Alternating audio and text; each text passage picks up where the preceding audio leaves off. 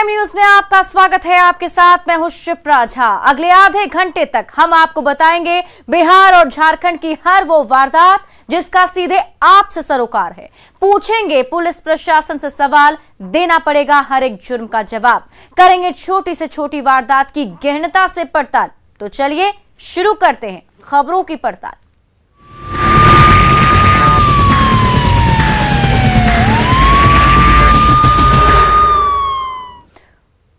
और शुरुआत करेंगे इस वक्त की बड़ी खबर से। मधेपुरा से बड़ी खबर सामने आ रही है। बॉयज हॉस्टल में लड़की का शव मिला है। ये बड़ी खबर आपको मधेपुरा से बता रहे हैं। बॉयज हॉस्टल में लड़की का शव मिला है। कमरे में फंदे से लटकता हुआ शव मिला। रेप के बाद हत्या की आशंका जताई जा रही है। सदर थाना के वार्ड नंबर 1 की घटना बताई जा रही है। ये बड़ी खबर मधेपुरा से आपको बता रहे हैं। बॉयज हॉस्टल में लड़की का शव मिला है। फंदे से लटका हुआ शव मिला है और जो जानकारी मिल रही है उसके मुताबिक आशंका जताया जा रहा है कि रेप के बाद हत्या की गई है। इस खबर पर अधिक जानकारी के साथ हमारे सहयोगी तुर्बशु हमारे साथ जुड़ चुके हैं। तुर्बशु, फिलहाल क्या कुछ जानकारी मिल रही है, क्या कुछ अपडेट है इस पूरे मामले पर? ये जो शव है उसको पुलिस ने अपने कब्जे में ले लिया है। उसको पोस्टमार्टम के लिए मधेपुरा सदर अस्पताल भेजा गया है। वहां पे जो पुलिस के वरीय अधिकारी है उनका कहना है कि जब तक पोस्टमार्टम रिपोर्ट ना आ जाए तब तक कुछ भी कहा नहीं जा सकता है। लेकिन जो प्रथम दृष्टिया जो नजारा है जो देख के लगता है तो उसमें आशंका जताई जा रही है कि लड़की के साथ जो है वो दुष्कर्म हुआ है और उसके बाद उसके शव को जो है उसको टांग दिया गया है पंखे से। तुर्बशु, कुछ और जानकारी मिल रही है कि लड़की कहाँ की थी, कैसे वहां पहुंची? क्या बॉयज के हॉस्टल में जो लोग रह रहे हैं, जो लड़के रह रहे हैं या फिर वहां पे जो काम करने वाले लोग रह रहे हैं, वो लोग कुछ जानकारी दे पा रहे हैं?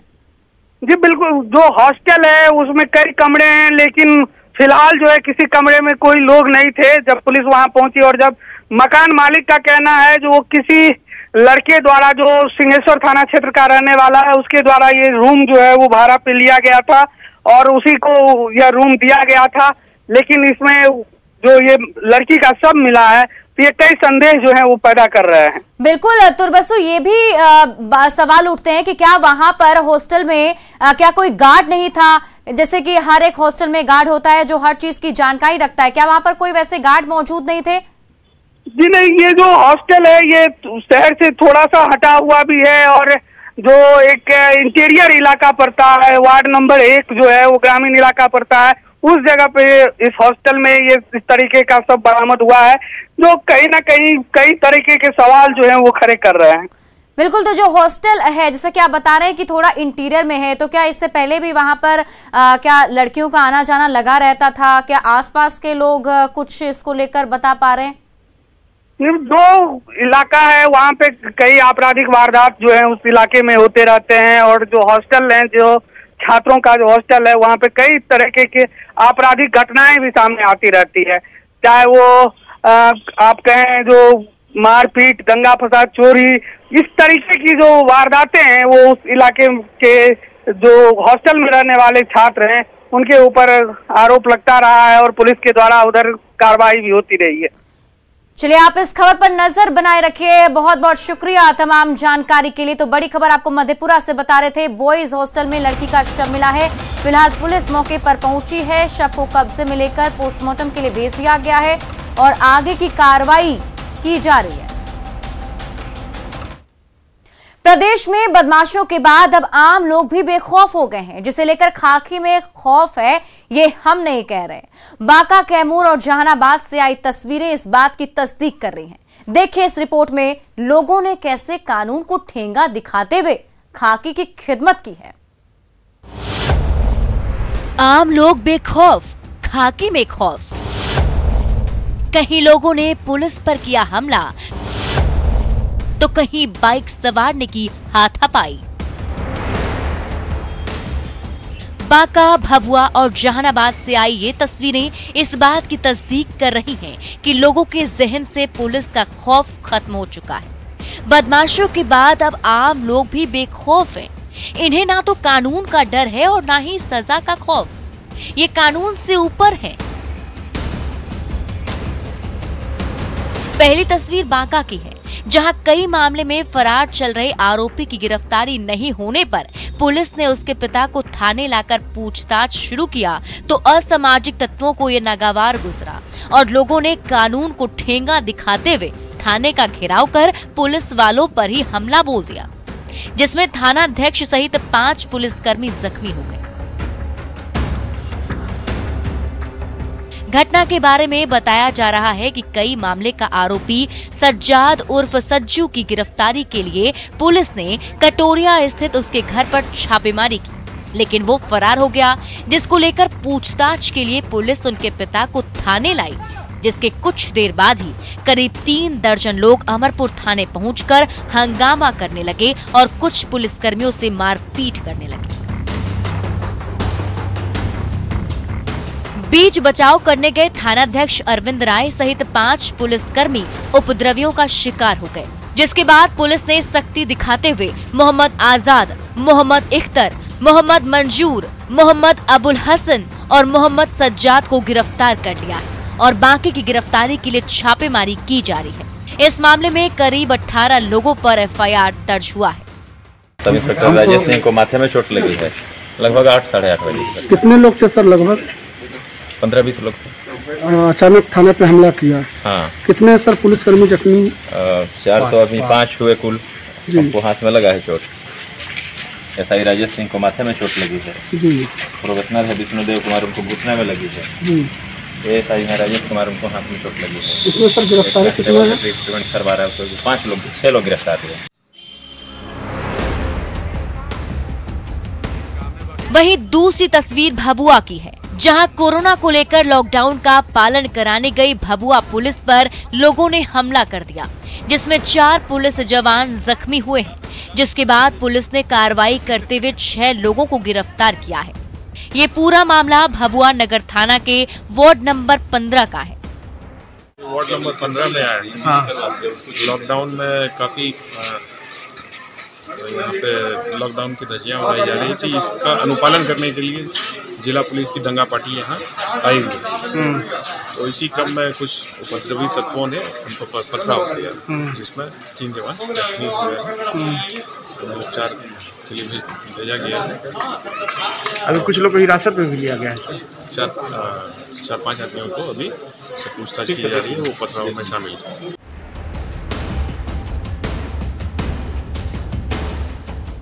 तीसरी तस्वीर जहानाबाद की है, जहां मखदुमपुर थाना क्षेत्र के सागरपुर मोड़ के पास ट्रिपल लोडिंग बाइक सवार की पुलिस ने पिटाई कर दी, जिसके बाद आक्रोशित ग्रामीणों ने पुलिसकर्मियों पर गुस्सा निकाला। तस्वीरों में आप देख सकते हैं कि बाइक सवार एक युवक कैसे कानून को मुंह चिढ़ाता हुआ पुलिस वाले से हाथापाई कर रहा है। वहीं मौके पर मौजूद कुछ लोग गालियों की बौछार कर रहे हैं और मारने की नसीहत दे रहे हैं। माहौल को बिगड़ते देख पुलिस वाले वहां से भाग खड़े हुए। घटना के बाद से कोई भी अधिकारी कुछ भी बोलने से इनकार कर रहा है।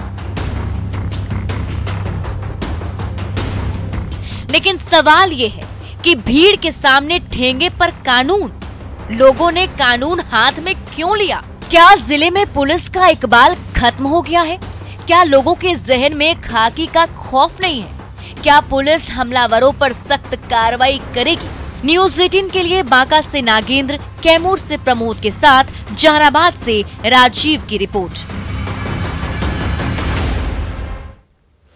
वो शादी में अपने मायके गई थी। उसे क्या पता था कि ये खुशी उसके लिए मौत बनकर आई है।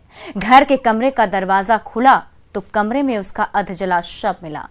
जिसे अपना समझती थी, उन्हीं लोगों ने उसे जिंदा जला दिया। देखिए इस रिपोर्ट में अपनों की जुर्म की कहानी।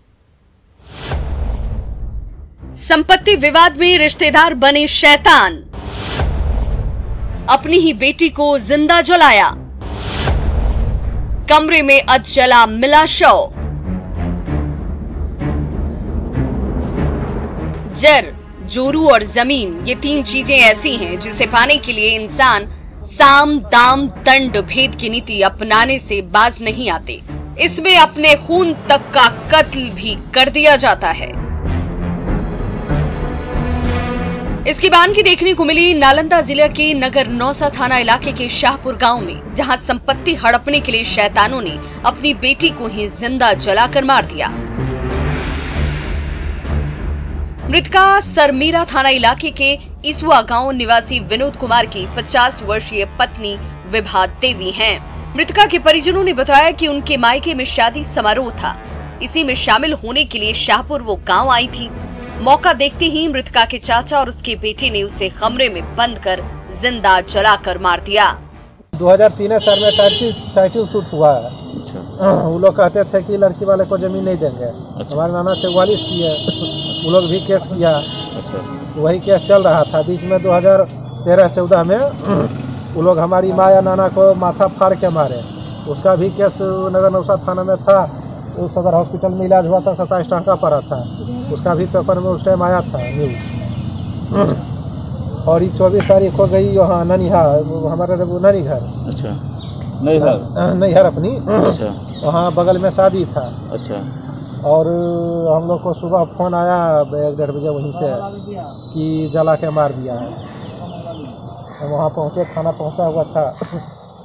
मतलब काहे जलाया? जलाया वही जमीनें विवाद लेने मारामारी किया है। अच्छा, जलाया कौन है? जलाया हमारे चचेरा नाना है।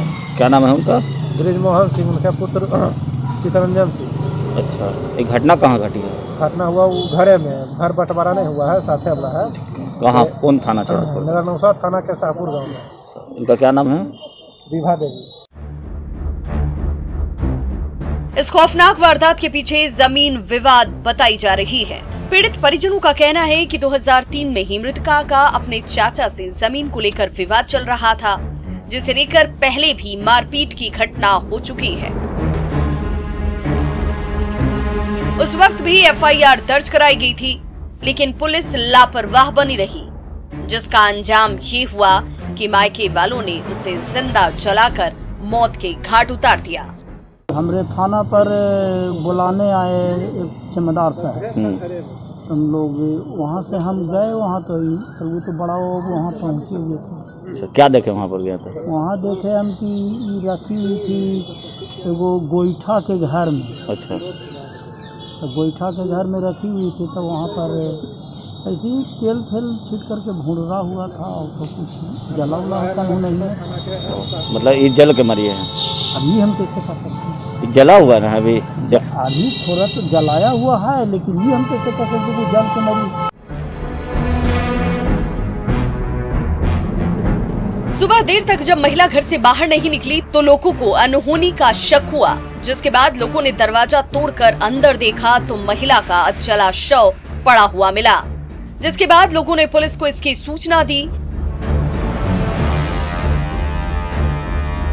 मौके पर पहुंची पुलिस शव को कब्जे में लेकर पोस्टमार्टम के लिए बिहार शरीफ सदर अस्पताल भेज चुकी है और मामला दर्ज कर हत्या के पीछे के सभी बिंदुओं को खंगालने में जुट गई है। फिलहाल मामले में किसी भी आरोपी की गिरफ्तारी अब तक नहीं हुई है। न्यूज़ 18 के लिए नालंदा से अभिषेक की रिपोर्ट।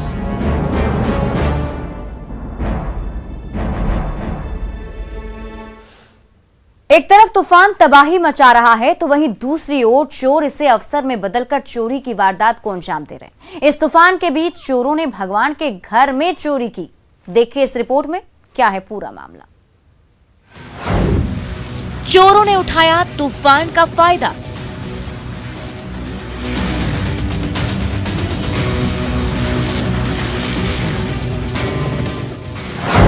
ठाकुरबाड़ी से अष्टधातु की मूर्ति चोरी।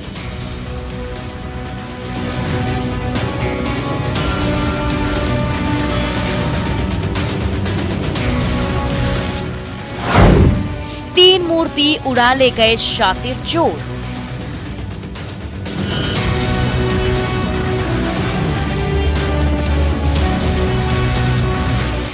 कटिहार में इन दिनों चोर का आतंक इस कदर बढ़ गया है। हाल ये है कि आम लोगों की तो छोड़ें, भगवान के घर यानी मंदिर भी अब सुरक्षित नहीं रह गए। इसकी वानगी देखने को मिली है जिले के कुर्सेला थाना क्षेत्र के अयोध्यागंज ठाकुरबाड़ी में, जहां चोरों ने यास तूफान का फायदा उठाते हुए बारिश के बीच मंदिर का ताला तोड़कर बेहद प्राचीन राधा कृष्ण और माता रुक्मणी के अष्टधातु की मूर्ति की चोरी कर ली, जिस बात की तस्दीक ये तस्वीरें कर रही है। घटना सामने का दोनों ताला तोड़ के अंदर जो है मेन गेट का जो है ताला दोनों तोड़ के, और 3 मूर्ति था, क्या चीज का? राधा जी का और कृष्ण जी का और रुक्मिणी जी का। हाँ, तीनों मूर्ति ले गया, और छोटा छोटा मूर्ति था शालीग्राम का 3, 4, 5 ठो, वो 5 मूर्ति छोटा वाला पत्थर का वो था, वो ले गया। इतना ही नहीं, चोरों ने राधा कृष्ण और माता रुक्मणी के अष्टधातु की मूर्ति के साथ साथ पत्थर के कई छोटे मूर्तियों पर अपना हाथ साफ किया है। चोरों ने मंदिर का ताला तोड़कर इन मूर्तियों की चोरी की है। तस्वीरों में आप देख सकते हैं कि टूटा हुआ ताला मंदिर के दरवाजे पर रखा हुआ है। वहीं दरवाजे पर ही किसी नोकीले चीज से मारने का निशान दिख रहा है। मंदिर के पुजारी ने बताया कि वो शाम में ही पूजा के बाद मंदिर में ताला मारकर चले गए थे। इसी का फायदा उठाते हुए चोरों ने तूफान और बारिश के बीच मंदिर में घुसकर इस वारदात को अंजाम दिया है। इधर खबर मिलते ही पुलिस मामले की जांच में जुट गई है। कुर्सेला में अयोध्यागंज बाजार में एक राधा कृष्ण की मंदिर थी, उसी में बीते रात्रि में राधा कृष्ण और रुक्मिणी 3 मूर्ति की चोरी की सूचना है। थानाध्यक्ष द्वारा बताया गया। कुछ फुटेज हम लोग को मिला है, लेकिन वो क्लियर नहीं है, तो हम लोग देख रहे हैं और डिटेक्शन का हम लोग प्रयास कर रहे हैं। कुछ क्लियर हो पाया? मूर्ति जैसा कि बताया जा रहा है, उस मंदिर में 2011 में भी चोरी हुई थी, जिसमें राधा की मूर्ति चोरी हुई थी, तो वो अष्टधातु की थी। तो लिखित नहीं है, लेकिन संभवतः अष्टधातु की मूर्ति ही शायद थी। 2011 में भी चोरों ने इस मंदिर में चोरी की वारदात को अंजाम दिया था। तब पुलिस ने कार्रवाई करते हुए चोरी की मूर्ति बरामद कर मंदिर को सौंप दिया था। 10 साल बाद फिर चोरों ने इसी मंदिर को अपना निशाना बनाया और चोरी की वारदात को अंजाम दिया है। अब देखने वाली बात ये है कि पुलिस कब तक चोरी की इस गुत्थी को सुलझाती है और मूर्ति को बरामद करती है। कटिहार से न्यूज़ 18 के लिए सुब्रत की रिपोर्ट। यास चक्रवात तूफान के कहर के मारे जब मुजफ्फरपुर वासी घरों में दुबके थे, तो इधर तूफान के झोंकों के बीच रात के अंधेरे में शातिर चोरों का गैंग बंद दुकानों में चोरी की वारदात को अंजाम दे रहा था। ये सब कुछ तीसरी आंख में कैद हो गया। देखिए इस रिपोर्ट में कैसे चोर आपदा को अवसर समझकर चोरी की वारदात को अंजाम दे रहे हैं।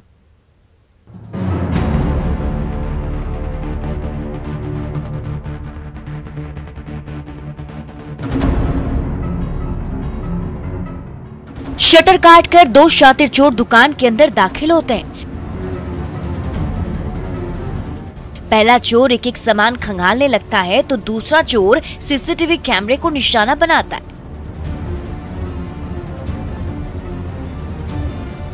सबसे पहले काउंटर के ठीक ऊपर लगे कैमरे पर वार करता है। कैमरा हिलने लगता है और थोड़ी देर बाद काम करना बंद कर देता है। अपराधी की ये हरकत ठीक दूसरी ओर लगे सीसीटीवी कैमरे में कैद हो जाती है।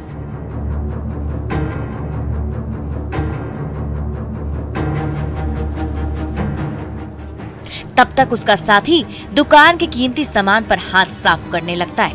पहले कैमरे को खराब करने के बाद ये अपराधी दूसरे कैमरे पर हाथ लगाता है और थोड़ी देर की कोशिश के बाद उसे भी चकनाचूर करके ही दम लेता है।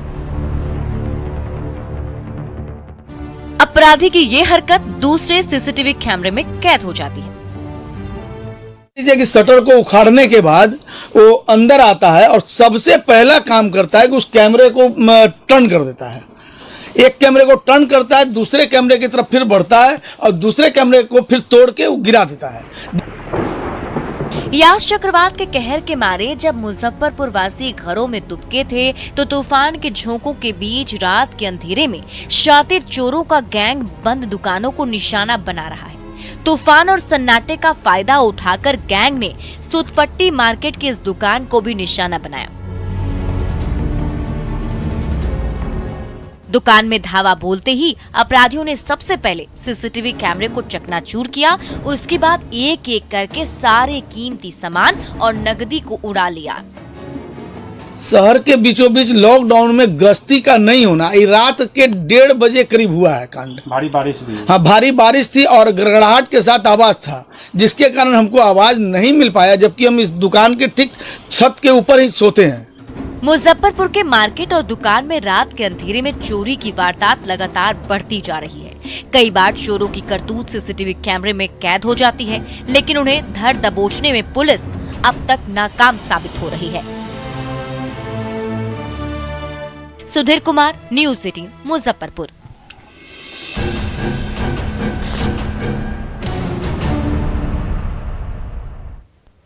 पूर्णिया के मछुआ में भीड़ की वहशियाना हरकत की खबर लगातार न्यूज़ 18 पर दिखाए जाने के बाद प्रशासन हरकत में आ गया है और आरोपियों की लगातार गिरफ्तारी हो रही है। अब तक मुख्य आरोपी इलियास, रिजवी, साकिर समेत कुल 12 आरोपी गिरफ्तार किए जा चुके हैं। एसपी दयाशंकर ने पुष्टि करते हुए कहा कि इलियास, रिजवी और साकिर जो इस कांड के मुख्य अभियुक्त थे, उन्हें गिरफ्तार कर लिया गया है। 22 विधायक सैयद रुकउद्दीन ने प्रशासन की कार्रवाई को अच्छा बताते हुए कहा कि वो पीड़ित महादलित परिवारों से मुलाकात कर स्थायी समाधान पर काम कर रहे हैं। वहीं प्रशासन से उन्होंने अपील की कि बाकी के और भी आरोपियों को जल्द से जल्द सलाखों के पीछे पहुंचाया जाए। मझुआ में भूमि विवाद था, सांप्रदायिक कोई मामला नहीं था, लेकिन अभी धन्यवाद के पात्र है हमारे जिला प्रशासन, जिला के जिला पदाधिकारी और यहाँ के आरक्षी अधीक्षक, जिनके अच्छी पहल पर जो उग्रवादी प्रवृत्ति के लोग थे उनका अरेस्टिंग भी हुआ है। जो मुख्य आरोपी हैं मोहम्मद इलियास, उनकी भी गिरफ्तारी हुई है और वहाँ एक जो भाईचारे का माहौल है वो कायम है। मैं प्रशासन से गुजारिश करूँगा कि जो कट्टरवादी संस्था के लोग हैं जो जाकर वहाँ पर जातिवाद का रंग देने का प्रयास कर रहे हैं, उन लोगों के जाने पर प्रतिबंध लगना चाहिए। देवघर में नगर थाना के सुभाष चौक के पास 2 गुटों में जमकर मारपीट हुई और इस दौरान चाकूबाजी हुई। वहीं लाठी डंडे भी लहराए गए। दोनों पक्षों की ओर से किए गए हमले में एक युवक को चाकू लगा है, उसके चेहरे सहित सिर में गंभीर जख्म है। वहीं एक दूसरे युवक को सिर में गहरी चोट आई है। वहीं इस मारपीट के दौरान का एक वीडियो भी सोशल मीडिया पर वायरल है, जिसमें एक युवक पिस्तौल लहराते हुए मर्डर करने की धमकी दे रहा है। वहीं एक अन्य युवक भी गाली गलौज कर रहे हैं। घायलों का इलाज अस्पताल में चल रहा है। वहीं पुलिस पूरे मामले की छानबीन में जुट गई है। हालांकि अभी तक सभी आरोपी पुलिस के गिरफ्त से बाहर हैं। अगली खबर धनबाद से है, जहां झरिया में एक महिला का संदिग्ध स्थिति में पंखे से लटका शव मिला, जिसका पहचान बनियाहिर 3 नंबर के निवासी राकेश सिंह की पत्नी पूनम देवी के रूप में हुई है।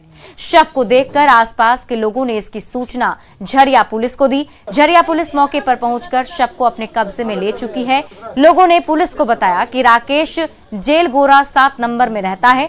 राकेश दिहाड़ी मजदूर का काम करता है। बीच बीच में राकेश व उसकी पत्नी पूनम यहां आती थी। वारदात वाले दिन भी दोनों रात को आए थे। आसपास के लोग जब घर में देखने के लिए गए तो पूनम पंखे से लटकी मिली। घटना के बाद से पति फरार है। इधर पुलिस हत्या और आत्महत्या के बीच उलझी हुई है। फोन किया कि देखिए ऐसे जाके 3 नंबर में हनुमानगढ़ 3 नंबर में कोई लड़की फांसी लगा लिया है।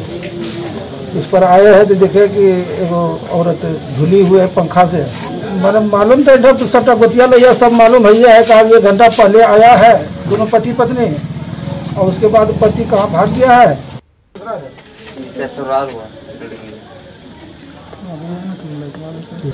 अभी टाइम लगेगा रिपोर्टिंग में। नहीं यहाँ तो झगड़ा तगड़ा कुछ नहीं।